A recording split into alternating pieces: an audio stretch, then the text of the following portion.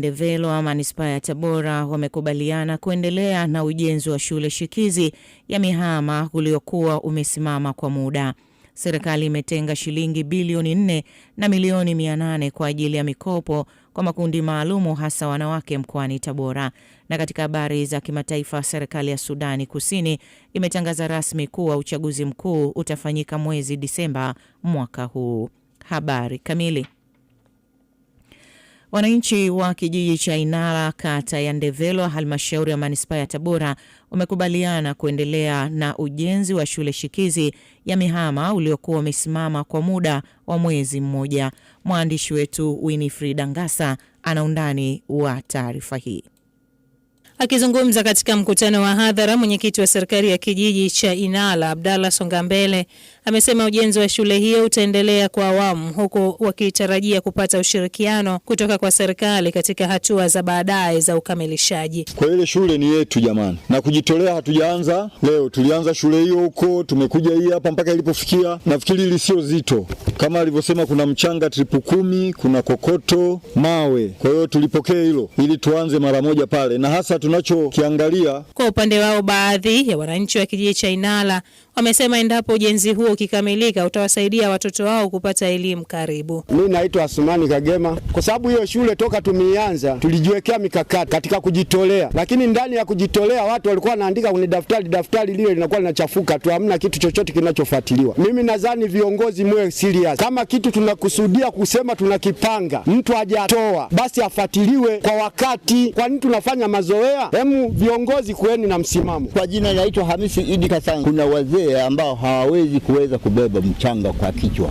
Ombi langu, naomba ili tuweze kufanya zoezi hili. Kwa ukweli kabisa swala hili ni zuri mno. Wenye uwezo wa kuweza kubeba kwa basikeli watabeba, ila wale wenye uwezo wa kwamba kuchangia shilingi labda 500 au ngapi, basi bajaji ifike pale siku hiyo mahala panapohusika. Wananchi wengine wameeleza kuwa kwa sasa wanafunzi wanalazimika kutembea kwa miguu umbali mrefu kufuata shule, hali inayochangia utoro na wanafunzi kushuka kitaaluma. Wamesema kujitolea kila kaya. Mimi nilikuwa namuunga mkono yule mzee mwenye jumba aliyekaa. Labda mpitishe mchango kwa sisi wazee, labda tunaweza tukatoa hata kisenti kuweza kubeba mchanga kwa kichwa, hatuwezi, tutaanguka. Mimi naitwa Simbili Hoga, mwenyekiti wa kitongoji Mihama. Nafikiri ndugu wananchi, hili limetulenga na limetugusa. Na waombeni wana Mihama wote tujitokeze saa 2 tukutane asubuhi. Ina maana atakayepuuzia jamani tusirumu Kiswahili yolekaji. Nafikiri mmeshanielewa. Na ambapo atakaye acha ole wenu. Naye mwalimu wa shule hiyo shikizi Mihama, Mwalimu Gaja, amesema uwepo wa shule hiyo utasaidia kuongeza mahudhurio ya wanafunzi na kuboresha mazingira ya ujifunzaji. Ile shule kweli wagi na niumiza mimi. Kwanza nikianza pale wale watoto wote wanakaa chini kama wazazi hawapo, hawana madawati. Yaani ukija pale hata kama umemfulia mtoto wako ni aibu. Mimi ni waombe wazazi, kama walivyosema viongozi, ile shule ni ya kwenu. Unaona, hata si tunapofundisha mtoto hajakaa vizuri ni changamoto. Yale mambo yote ambayo yameelezwa na mtendaji, ili shule kishapata usajili faida yake ni nini? Sasa hivi ile shule ni ombaomba. Hivi mnionagi hapa napita na chaki naendaga kuomba wapi? Mimi ni waombe ili simenti isiharibike, tujitahidi hapo. Ujenzi wa shule shikizi ya Mihama ambao umeanza miaka 3 iliyopita, kwa sasa wananchi wanamalizia matundu ya vyoo na baadaye wataanza ujenzi wa madarasa 2. Winifrida Ngasa, CGFM. Mtumishi mmoja wa afya wilayani Same mkoani Kilimanjaro, Asha Bakari, mwenye umri wa miaka 25, ameuawa kwa kuchomwa kisu shingoni. Taarifa zaidi na Fortina Mbawala. Akizungumza baada ya kutembelea hospitali ya mji Same alipokuwa akifanyia kazi marehemu Asha, mkuu wa wilaya Same Kasilda Mgeni amesema mtumishi huyo amechomwa kisu usiku wa Aprili 20 na aliyekuwa mpenzi wake. Wilaya ya Same tumepata masikitiko kufuatia kifo kilichotokea majira kati ya saa 2 na saa 3 usiku, ambapo mtumishi wa hospitali ya mji Same ambaye aliuawa kwa kuchomwa kisu shingoni eneo la makazi yaliyoko karibu na hospitali ya mji Same. Kwa hiyo huyu kijana tumeshamfahamu kwa jina, ni bodaboda ambaye anafanya kazi hapa mjini, lakini baada ya hilo tukio alitoroka. Mkuu huyo wa wilaya ya Same amelani vikali mauaji hayo na kusema kuwa kijana aliyetekeleza tukio hilo anatafutwa. na tunawahakikishia huyu mtu atakamatwa na atachukuliwa hatua za kisheria dhidi ya kosa kubwa ambalo amelifanya la kukatisha maisha ya huyu mtumishi wa umma, tena kijana mdogo ambaye ana miaka kama 25 hivi. Kasilda amesema tukio hilo halikubaliki katika jamii na linapaswa kukemewa na kulaaniwa kwa nguvu zote, huku akiwataka wananchi kutojichukulia sheria mkononi. Fortina Mbawala, CGFM. Mpango wa serikali wa ujenzi wa mradi wa bwawa na chujio katika kata ya Shitage wilaya ya Uyui mkoani Tabora unatarajiwa kunufaisha zaidi ya wananchi 50,000 wa kata 3 wilayani humo. Mwandishi wetu Hussein Mshenga amezungumza kwa njia ya simu na diwani wa kata ya Shitage Katela Shigela juu ya umuhimu wa mradi huo katika mahojiano yafuatayo. Kwenye mradi huu wa Shitage ambao unaenda kutekelezwa tayari, hata kwenye ilani yetu ya uchaguzi 25-30 imeeleza kuchimba bwawa ambalo itakuwa ya maji ya kunywa katika kata hii ya Shitage na kujenga chujio. Lakini tukumbuke kabisa kwamba hivi kwenye mkoa wetu wa Tabora ardhi yetu haina maji chini, na ndio maana serikali kaamua sehemu ambayo maji ya ziwa Victoria hayapiti, kwa hiyo vijiji hivyo na kata hizo itabidi kuchimbua mabwawa. Ukiangalia hata mheshimiwa mbunge alipokuwa anauliza swali la msingi na kile na maswali ya nyongeza, alizungumzia mpaka kata ambazo kweli hazifikiwi na bomba la maji ya ziwa Victoria, kwa mfano kama Usagani na Ibili. Wakati serikali ipo kwenye mchakato huo wa ujenzi wa bwawa na chujio, tufahamishe kwa sasa hali ya upatikanaji wa maji ikoje katika kata ya Shitage na maeneo yanayozunguka kata hiyo? Niseme tu ukweli, mimi kata ya Shitage tuko nyuma sana kwenye upande wa maji.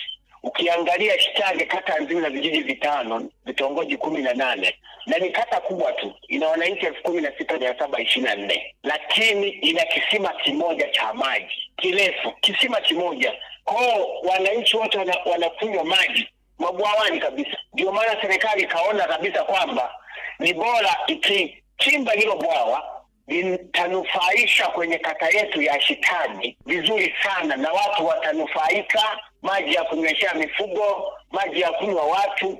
Lakini sio kata ya Shitage tu ile bwawa ambalo linalotegemewa kujengwa litahudumia mpaka kata ya Bukumbi, ambako kata nzima nayo ina wananchi 21,900, lakini ina kisima kimoja cha maji. Ukienda Igurungu kuna wananchi 13,000. Kwa hiyo ukichukua hiyo kalkuleta hiyo inakuletea wananchi 52,000 kwa kata hizi 3, ambacho tayari hili bwawa litaenda kusaidia hizo kata wananchi 50,000 na kidogo. Pengine ni kwa nini mradi huo ukaelekezwa kujengwa katika kata ya Shitage na sio eneo jingine? Hapa Shitage tuna mito mikubwa ambayo inatiririsha maji. Kwa hiyo ukiangalia Igurungu na Bukumbi na Shitage kuna sehemu kubwa sana ya maji, kwa sababu ile bwawa tunataka wakilichimba msimu huo linatakiwa lijae maji lianze kufanya kazi. Sio mchimbe bwawa limalize miaka 3-4 ndio lijae,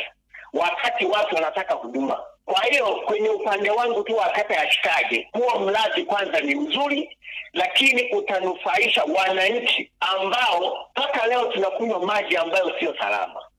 Shitage, Igurungu na Bukumbi, hili bwawa litatusaidia, sio kata ya Shitage peke yake, litatusaidia kwa kata zote, wananchi 50,000 na kidogo. Kwa hiyo mimi kwa kata yangu ya Shitage huu mradi ninaona serikali inachelewa.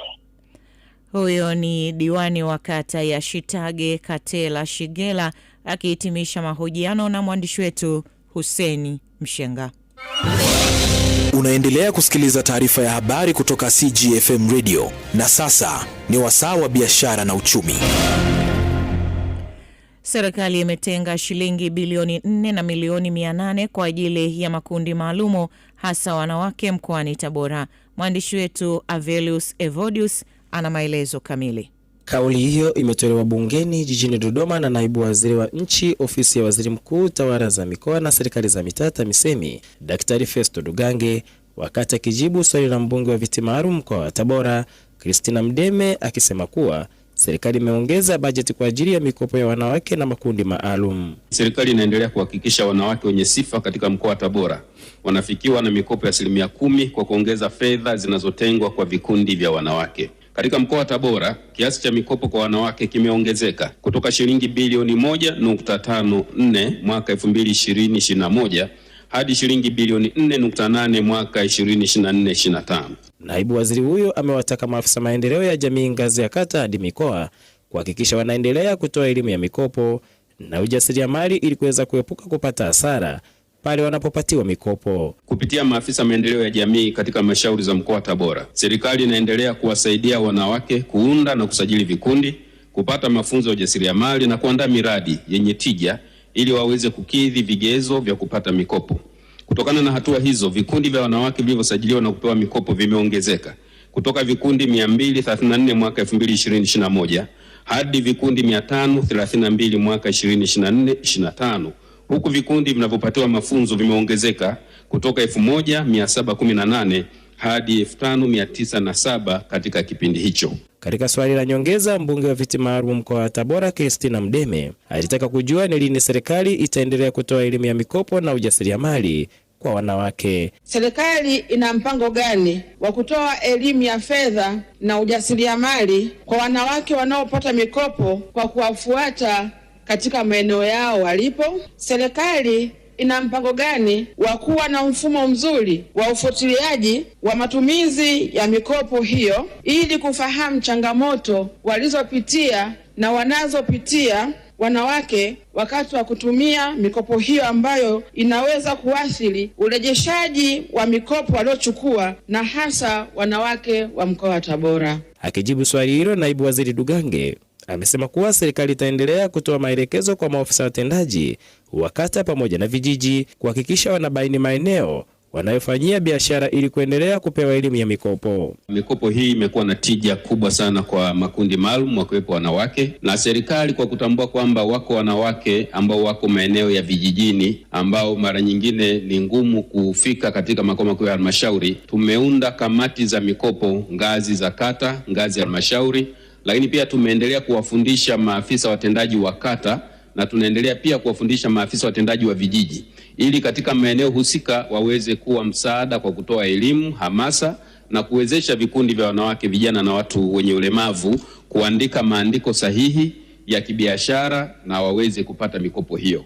Serikali kupitia Wizara ya Maendeleo ya Jamii, Jinsia ya Wanawake na Makundi Maalum inaendelea kuweka mikakati madhubuti ya kuimarisha vikundi vya wanawake kiuchumi na kuboresha upatikanaji wa mikopo nafuu ili kuwawezesha kujikwamua kiuchumi. Averius Evodius, CJFM. Wanawake katika kata ya Kitete, halmashauri ya manispaa ya Tabora, wamehimizwa kujiunga na jukwaa la uwezeshaji wanawake kiuchumi waweze kutumia fursa zinazojitokeza ili wajikwamue kiuchumi. Taarifa kamili na mwanahabari wetu Florentina Nyambuka. Rai hiyo imetolewa na mwenyekiti wa jukwaa la uwezeshaji wanawake kiuchumi kata ya Kitete manispaa ya Tabora, Saidat Ibrahim, wakati akizungumza na baadhi ya wanawake wa kata hiyo katika kikao cha serikali ya mtaa wa National ya zamani, akisema lengo mahususi ya majukwaa hayo ni kuwawezesha wanawake kujikwamua kiuchumi. Uundaji wa majukwaa haya umewezeshwa kuwawezesha hawa wanawake kupata elimu mbalimbali na kuweza kupata fursa mbalimbali. Ndio lengo la Mheshimiwa Rais wa Jamhuri ya Muungano wa Tanzania. Sasa limeletwa hili sasa rasmi kwa miongozo ili wanawake hawa waweze kuunda haya majukwaa na waweze kuyasimamia vizuri. Lakini pia serikali iweze kuwaona na kuwasimamia na kuwawezesha fursa mbalimbali wakiwa pamoja. Amesema jukwaa hilo lina ngazi 5 kuanzia mtaa hadi taifa. Kwenye ngazi ya mtaa, wahusika wa usimamizi wa jukwaa hili ni mtendaji wa mtaa na mwenyekiti wa serikali ya mtaa na afisa maendeleo wa kata na mwenyekiti wa jukwaa la wanawake uwezeshaji kiuchumi wa kata. Wanakwenda kutengeneza hili jukwaa la mtaa. jukwaa la mtaa hili sasa, kwa maelekezo sasa ya mheshimiwa, wanatakiwa vile vikundi, mwenyekiti, vilivyoko vyote kwenye mtaa wako viorodheshwe na kuwekwa pamoja, hili litengenezwe kuwa jukwaa la mtaa, ili kuweza kuwafikia kiurahisi wa mama hawa waweze kupata uwezeshaji wa kiuchumi, ile 10% ya wanawake. Kwa upande wake, mwenyekiti wa serikali ya mtaa wa National ya zamani kata ya Kitete Samson Shola ameshauri kuwa ni vema vikundi vya vikoba vijisajili ili vitambulike, hatua ambayo itawasaidia kunufaika na fursa zinazojitokeza. Lakini nikuombe sasa, mwongozo huo ulikuwa ni mzuri sana kama vikundi hivyo vitambulika, basi nao waupate, maana pengine unaweza kuwafikisha mahala fulani ambapo wanatarajia nao wafike. Itapendeza ikikaa namna hiyo, na nikushukuru sana kwa elimu hiyo. Endelea kutupa elimu kwa makundi kama ulivyofanya. Kwa upande wao, baadhi ya wanawake wa kata hiyo wamesema ni vema elimu iendelee kutolewa ili wanawake waone umuhimu wa kuchangamkia fursa hiyo ya kujiunga na majukwaa ili kujikwamua kiuchumi. Zena Asumani, uelewa wangu kwenye majukwaa ya uwezeshaji kwa wanawake kiuchumi, wanawake waendelee kuhamasishwa jiunga na haya majukwaa. Naitwa Usna Maulidi. Mfano wakitoa mikopo, kama mimi naweza nikaanzisha biashara, hata naanza na biashara ya genge, mwisho wa siku unaweza kufika mbali. Mfano mimi naweza nikawa na ubunifu wa ujasiriamali wote, labda kutengeneza sabuni, lakini sina mtaji wowote. Kwa hiyo mikopo nikipatikana kwa haraka itakuwa mimi rahisi kufanya ni kujikwamua kiuchumi. Jukwaa la uwezeshaji wanawake kiuchumi limeundwa na Rais wa Jamhuri ya Muungano wa Tanzania Daktari Samia Suluhu Hassan na lilizinduliwa rasmi Juni 6 mwaka 2016 jijini Dodoma, wakati huo akiwa makamu wa rais, kwa lengo la kuwasaidia wanawake kukabiliana na ukatili wa kijinsia kutokana na kutokuwa na uchumi imara kwa kupata fursa mbalimbali. Florentina Nyambuka, CGFM. Zifuatazo ni habari za kimataifa. Kwa habari za kimataifa tujiunge na mwandishi wetu Stefania Lyson. Tuanzie Sudani Kusini. Serikali ya Sudani Kusini imetangaza rasmi kuwa uchaguzi mkuu utafanyika mwezi Disemba mwaka huu, ikiwa ni hatua muhimu baada ya miaka mingi ya kucheleweshwa mara kwa mara tangu nchi hiyo ipate uhuru wake mwaka 2011. Kwa mujibu wa mamlaka husika, maandalizi ya uchaguzi huo tayari yameanza, huku juhudi zikielekezwa katika kuhakikisha mazingira ya usalama, usajili wa wapiga kura na uhamasishaji wa wananchi kushiriki katika mchakato wa kidemokrasia. Waziri wa habari wa Sudan Kusini, Aten Weke Ateni, amewahakikishia wa Sudan kuwa uchaguzi huo utakuwa huru, wa haki na wa amani, huku mashirika ya kimataifa yakiahidi kuendelea kutoa msaada wa kiufundi na kifedha ili kufanikisha mchakato huo. Serikali ya Jamhuri ya Sudani Kusini imethibitisha utayari wake wa kushiriki katika uchaguzi mkuu ujao. Rais wa Sudani Kusini pamoja na baraza la mawaziri wamepitisha azimio la kufanyika kwa uchaguzi huo kwa wakati, ikimaanisha itakuwa mwishoni mwa mwaka huu wa 2026. Imesisitizwa kuwa hakutakuwa na nyongeza yoyote ya muda na wala hakuna mpango wa kufanya hivyo. Hata hivyo, tumebaini kuwepo kwa upotoshaji kutoka kwa baadhi ya vyombo vya habari na wanablogu wa mtandao wanaodai kuwa baraza la mawaziri limeongeza muda wa serikali kukaa madarakani, jambo ambalo si la kweli kabisa. Hata hivyo, bado kuna wasiwasi juu ya changamoto zinazoweza kujitokeza, yakiwemo masuala ya usalama, miundombinu duni na uaminifu wa kisiasa kati ya vyama na viongozi. Wananchi wa Sudani Kusini sasa wanasubiri mwezi Disemba kwa matumaini makubwa, wakitarajia kuwa uchaguzi huo utafungua ukurasa mpya wa amani, umoja na maendeleo endelevu nchini humo. Tuelekee nchini Guinea ya Ikweta. Kiongozi wa kanisa Katoliki duniani Papa Leo wa 14 amekosoa vikali tabia ya tamaa ya madaraka miongoni mwa baadhi ya viongozi wa kisiasa, akisema hali hiyo inachangia kudhoofisha maendeleo na mshikamano wa jamii. Papa Leo wa 14 ametoa kauli hiyo wakati wa ziara yake ya kichungaji nchini Guinea ya Ikweta, ambako alikutana na viongozi wa serikali, wanadini na wananchi wa kawaida. Katika hotuba yake, kiongozi huyo wa kanisa Katoliki duniani amesisitiza umuhimu wa uongozi wa haki na uwajibikaji, akionya kuwa tamaa ya kung'ang'ania madarakani inaweza kusababisha migogoro, rushwa na ukosefu wa haki kwa wananchi. Ameongeza kuwa viongozi wanapaswa kuzingatia maslahi ya umma badala ya manufaa binafsi. Pia amewataka wananchi kushiriki kikamilifu katika masuala ya kijamii na kisiasa, huku akihimiza kuheshimiwa kwa haki za binadamu, utawala wa sheria na demokrasia ya kweli. Na hatimaye ni taarifa kutoka Pakistan. Waziri Mkuu wa Pakistan Shehbaz Sharif amemshukuru Rais wa Marekani Donald Trump baada ya kutangaza kuongeza muda wa kusitisha mapigano kwa muda usiojulikana muda mfupi kabla ya muda wa awali kuisha. Katika taarifa yake mtandaoni, Sharif amesema anamshukuru Rais Trump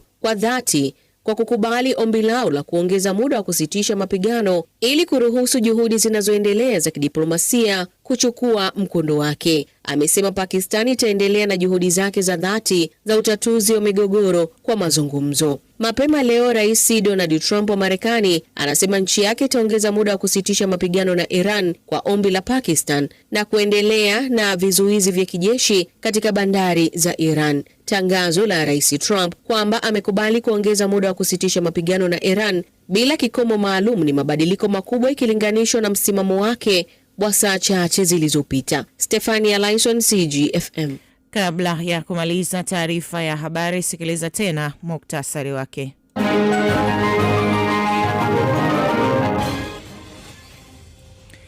Wananchi wa kijiji cha Inala, kata Ndevelo, manispaa ya Tabora wamekubaliana kuendelea na ujenzi wa shule shikizi ya Mihama uliokuwa umesimama kwa muda. Serikali imetenga shilingi bilioni 4 na milioni 800 kwa ajili ya mikopo kwa makundi maalumu hasa wanawake mkoani Tabora.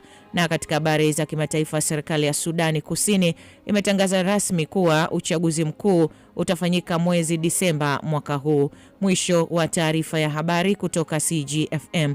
Kwa niaba ya mhariri mkuu Titus Filipo na wote uliowasikia, asante kwa kusikiliza na kutazama. Wewe uliokuwa ukifuatilia YouTube kupitia CG Online TV. Jina langu ni Vivian Piuza.